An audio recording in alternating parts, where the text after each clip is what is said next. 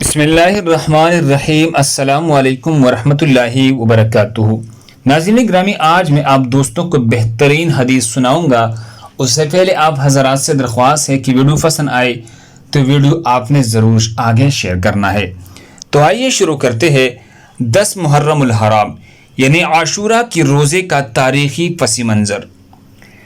سیدنا عبداللہ بن عمر رضی اللہ تعالی عنہما نے فرمایا کہ زمانہ جاہلیت میں لوگ عاشورہ یعنی 10 محرم الحرام کو روزہ رکھتے تھے، اور رسول اللہ صلی اللہ علیہ وسلم نے بھی اس دن روزہ رکھا، اور مسلمان بھی رمضان کے روزے فرض ہونے سے پہلے عاشورہ کا روزہ رکھتے تھے۔